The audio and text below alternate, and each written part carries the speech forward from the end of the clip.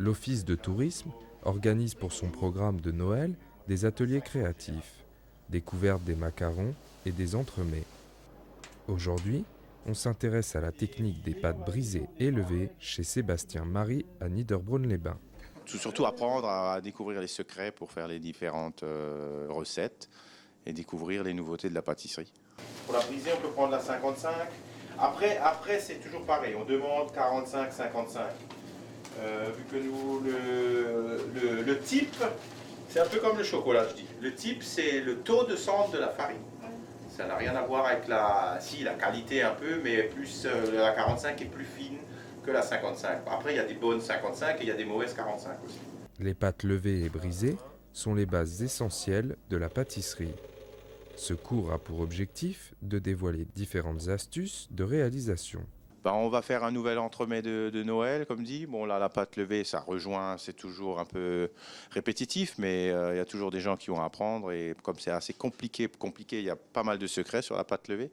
Donc, il y a toujours qui sont curieux de voir comment on fait une bonne pâte levée. On ne veut justement pas chauffer la pâte, parce que si la pâte a chauffé, elle n'a plus de corps. Voilà. Elle déchire, et ainsi de suite. Donc, elle commence déjà à lever si vous mettez direct. Voilà. C'est mauvais de chez mauvais. Pour une bonne pâte, le secret ne réside pas dans la recette, mais bien dans le coup de main. La compagnie du poulailler s'essaye à l'improvisation. La soirée a commencé avec la représentation d'une courte pièce de Boris Vian, La tentation d'Adam et Ève, agrémentée de chants et de chorégraphie. Ça, c'est tout. C'est le fruit de la connaissance. Vous pouvez en faire des conserves de votre fruit, ce que vous voulez du cidre, même si ça vous chante. Fais-moi mal, John, moi j'aime l'amour qui fait tout. Ah, ce qu'on s'embête au paradis. La deuxième partie du spectacle était-elle totalement improvisée ? Venue du Québec, l'improvisation est une forme théâtrale particulière où le public donne un thème aux comédiens. Devant nos yeux, les scénettes se créent. En plus, il y a des contraintes ou catégories. Donc, dans les catégories, il peut y avoir catégorie mime, catégorie chant, catégorie invention, catégorie histoire, catégorie bruitage, etc. Alors les comédiens connaissent un certain nombre de choses. Ils savent par exemple quelles sont les catégories. Ça, on le sait, c'est les catégories qu'on a préférées, qu'on a choisies. Mais ensuite, les thèmes, on ne les connaît pas. On ne sait pas du tout de quoi ça va parler. Donc c'est vraiment, après, quand même, de l'impro, quoi. Il faut aller chercher dans sa mémoire et dans son imaginaire ce qui va pouvoir nourrir le jeu. Un thème ? L'école.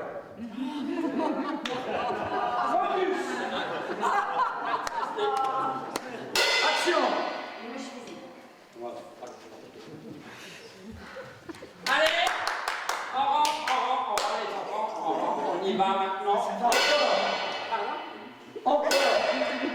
Allez, on y va ensemble.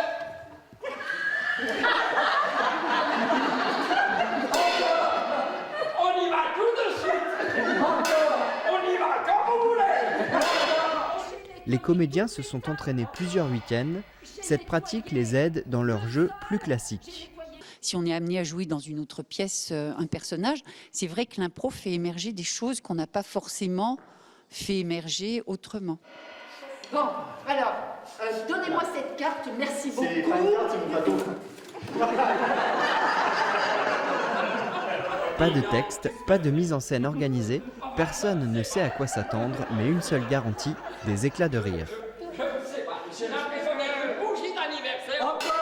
J'ai l'impression d'être un satellite lunaire. Encore. J'ai l'impression d'être une fleur qui va éclore. Encore. J'ai l'impression d'être une automobile qui tourne en rond. Encore. J'ai l'impression d'être un navigateur solitaire. Ça suffit, les enfants. Le Réfort d'Alsace, cette grande plante crucifère, connaît une culture optimale à Mittesheim. La racine est commercialisée pour son goût poivré et pimenté, qui donne du caractère aux petits comme aux grands plats. La récolte a lieu juste avant l'hiver et la température doit rester supérieure à 0 degré. On commence toujours fin octobre pour cette récolte et on emploie quelques personnes pour faire ça.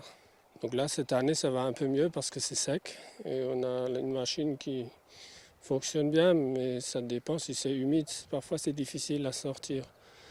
Mais on a commencé assez tôt aussi, les feuilles sont encore un peu vertes. Donc il faut surtout arracher les feuilles en ce moment. La récolte est très ordonnée et il faut être rigoureux. À l'aide des machines, ces agriculteurs gagnent un temps précieux. Cela leur permet de récolter 1 hectare en 3 après-midi. Oui, là, la machine le sort pratiquement complètement. Et nous, on ramasse, on enlève les feuilles et on le met en tas, qui va être ramassé sur une remorque et qui va être trié à la maison. On va le trier pour le préparer, pour le ramener parce qu'après, il va être ramené à Refalsa. Les plus petites racines serviront pour le bouturage. L'entreprise Refalsa produit environ 150 tonnes de réfort par année.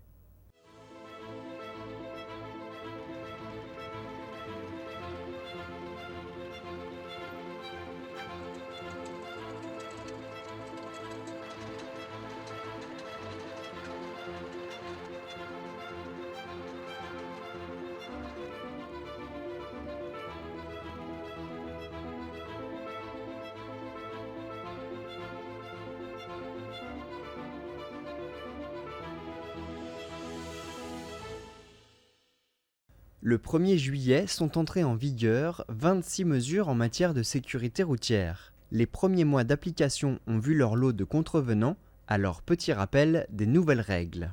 Donc on a déjà d'une première part l'abaissement du taux d'alcoolémie pour les jeunes conducteurs, donc qui était auparavant de 0,5 g par litre de sang et qui est maintenant abaissé à 0,2 g par litre de sang. Donc pour cette contravention, c'est une infraction qui est passible d'un retrait de 6 points. Et c'est une amende à 135 €. On a également tout ce qui est kit oreillette, casque, qui est strictement interdit maintenant. Voilà, on a également aussi les sandwichs et le maquillage. Tout ça, c'est pour la circulation des véhicules.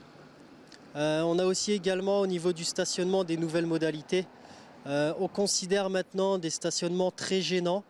Donc très gênants, ce qui considère l'entrave à la circulation des piétons, donc que ce soit sur trottoir, sur les passages piétons, pour les voies de bus également aussi. Donc ça, c'est une amende qui était auparavant à 35 € et qui est maintenant passée à 135 €. Et on a aussi également les stationnements 5 mètres avant les passages piétons qui sont également interdits maintenant et qui sont aussi une contravention de 4e classe à 135 €. C'est pour faciliter la visibilité entre les conducteurs et les piétons. Car bien au-delà des contraventions, c'est la vie qui est en jeu. Nous sommes tous responsables de la sécurité routière.